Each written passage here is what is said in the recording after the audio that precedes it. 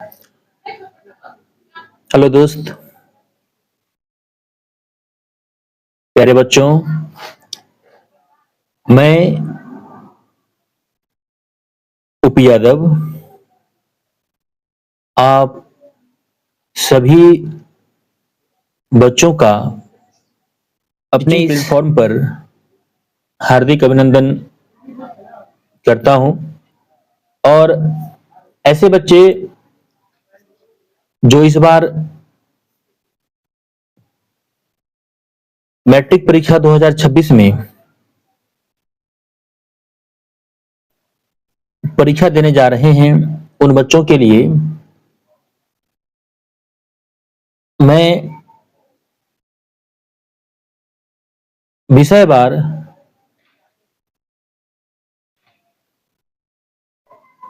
Discussion के साथ और वार्षिक परीक्षा 2026 को ध्यान में रखते हुए संभावित प्रश्न और जो भी थ्योरी हैं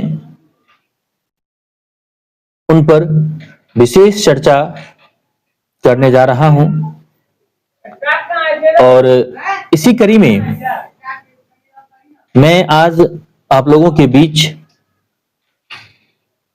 नन हिंदी विषय लेकर के आया हूं। और नन हिंदी विषय का ये आज का पहला चैप्टर है, जिसका नाम है तू जिंदा है तो जिंदगी की जीत में यकीन कर। ये आज के इस वीडियो सेशन का टॉपिक है और नन हिंदी का ये पहला चैप्टर है। तो आइए हम शुरू करते हैं।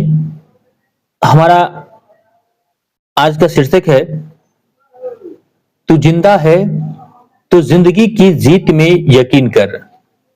और इस कविता के कवि हैं शंकर शैलेंद्र। इस कविता के कवि हैं शंकर शैलेंद्र। अगर ऐसा पूछा जाए कि तू जिंदा है तो जिंदगी में जीत पर यकीन कर, इस कविता के कवि कौन हैं, तो इनका उत्तर होगा कवि शंकर शैलेंद्र। ढेर सारे ऑप्शन होंगे, उनमें जो शंकर शैलेंद्र वाला ऑप्शन होगा उसमें हमें गोला लगाना है। आइए हम कविता की एक एक पंक्तियों का अर्थ समझते हुए, कविता के प्रत्येक पैराग्राफ का भाव समझते हुए हम इस टॉपिक को अंत करेंगे। इस कविता का पहला पंक्ति है तू जिंदा है तो जिंदगी की जीत में यकीन कर। पहली पंक्ति है कि तू जिंदा है तो जिंदगी की जीत में यकीन कर। अर्थात कवि कहना चाह रहे हैं तू जिंदा। जिंदा कहने का मतलब ऐसे लोगों से नहीं है जिनकी सांसें चल रही हैं। यहां ऐसे लोगों के बारे में बात नहीं किया गया है जो सांस ले रहे हैं। यहां ऐसे लोगों के बारे में बात किया जा रहा है जो जीवित हैं, जिंदा हैं, लेकिन धरती पर या तो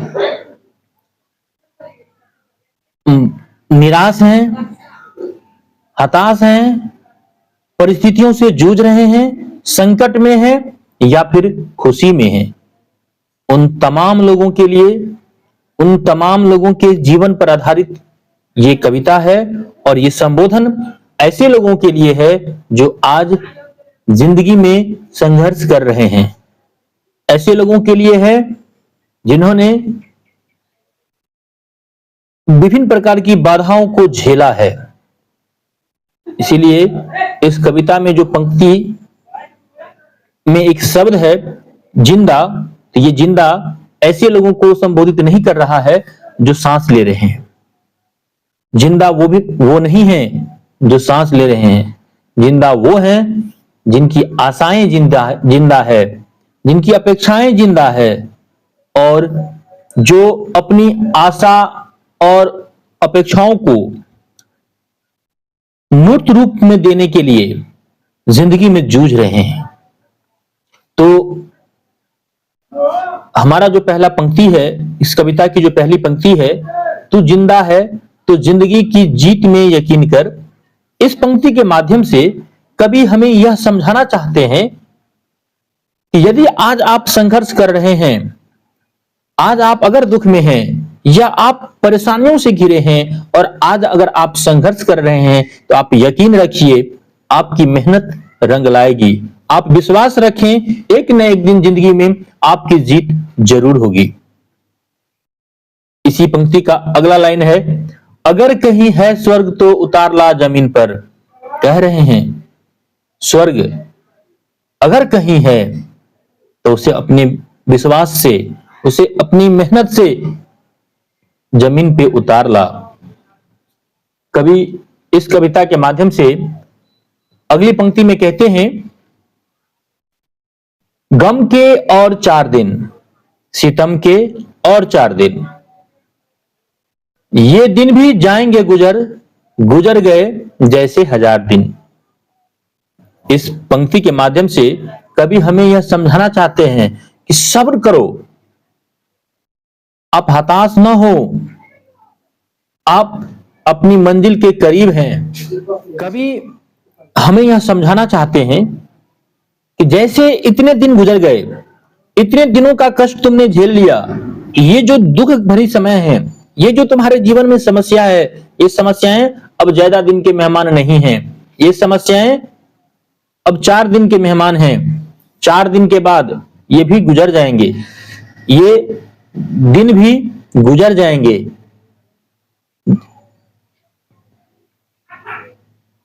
कवि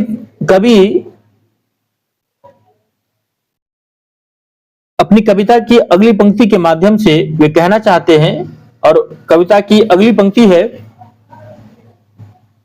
कभी तो होगी इस चमन पे भी बाहर की नजर। मतलब कभी न कभी ऐसा समय आएगा, कभी न कभी वो पल भी आएंगे जब हमारी भी जिंदगी में खुशियों का दिन आएगा। वो दिन आएगा जब हम भी बाधाओं से दूर होकर अपनी मंजिल को पाएंगे। इसीलिए कवि कहते हैं कि तू जिंदा है तो जिंदगी की जीत में यकीन कर, अगर है कहीं स्वर्ग तो उतार ला जमीन पर। अपनी कविता के अगली पंक्ति के माध्यम से हमें कहना चाहते हैं, उनका अगला पंक्ति है, सुबह और शाम के रंगे हुए गगन को चूम कर तो सुन जमीन गा रही है कब से झूम झूम कर।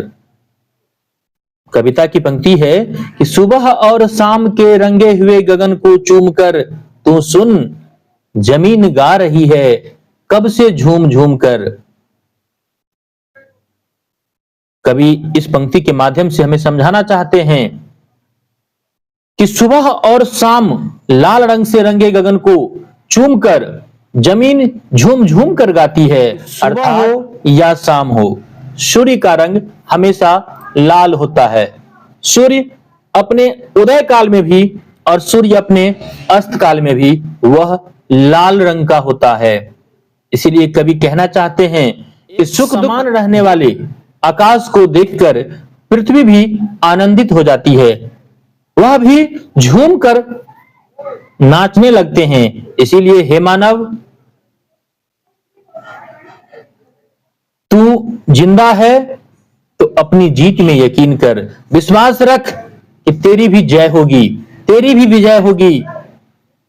अगर है कहीं स्वर्ग तो उतार ला जमीन पर, अगर कहीं स्वर्ग है तो अपने मेहनत के बल पे, अपने मजबूत इरादों के बल पर उसे जमीन पे उतार लाना है।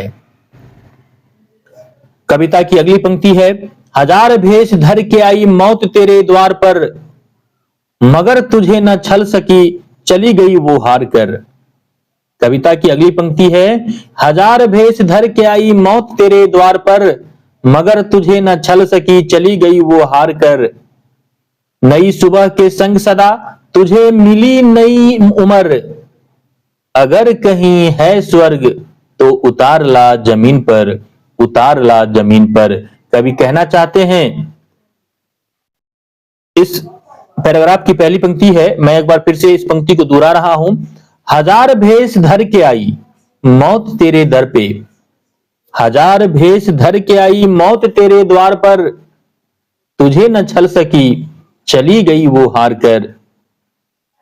कवि इस पंक्ति के माध्यम से हमें समझाना चाहते हैं कि दुख हजारों रूप धारण करके तेरे द्वार पर आए, तुझे डिगाना चाहा, तुम्हें अपने पद से भटकाना चाहा, लेकिन तुमने हार नहीं माना, चली गई वो हार कर, वो वापस हार कर चली गई। कहते हैं नई सुबह के संग सदा तुझे मिली नई उम्र, और जब जब सूर्योदय हुआ, जब जब नया सवेरा हुआ, तुम्हें नई उम्र मिली, तुम्हें नया जीवन दान मिला, और भगवान ने एक अवसर और दिया कि हे मानव, तुम अपने कर्म पथ से, तुम अपने कर्म रूपी हथियार से अपनी मंजिल को पाओ, और अगर कहीं है स्वर्ग तो उसे जमीन पर लाओ। कविता की अगली पंक्ति है, हमारे कारवां को मंजिलों का इंतजार है, हमारे कारवां को मंजिलों का इंतजार है, ये आंधियों ये बिजलियों की पीठ पर सवार है। कवि इस पंक्ति के माध्यम से हमें समझाना चाहते हैं, हमारे काफिला, काफिला शब्द का यहां पे अर्थ होता है मानव समुदाय का। यहां पूरे समूचे मानव समुदाय की बात की जा रही है, और कवि हमें समझाना चाहते हैं कि हमारे काफिले को मंजिलों का इंतजार है, और हम आंधियों और बिजलियों की पीठ पर सवार हैं। हमारा जो ये मंजिल है वो आंधी और बिजली की पीठ पर सवार है। हमें इन समस्याओं को झेलना है। दुख के उस पार मंजिल मेरा रास्ता देख रही है, मुझे उस पार जाना है, दुख को पार करना है। इसीलिए हे मानव, तुम आगे बढ़ो, कदम से कदम बढ़ाकर आगे बढ़ो, और अपने मजबूत इरादों से अपने मंजिल को पाओ। इस कविता की अगली पंक्ति है, जमी के पेट में पली अगन पले हैं, जमी के पेट में पली अगन पले हैं, जल जले न टिक सके न टिकेंगे भूख रोग के स्वराज। जमी के पेट में पली अगन पले हैं, जल जले टिके न टिक सकेंगे भूख रोग के स्वराज। ये मुसीबतों का सर कुचल चलेंगे एक साथ,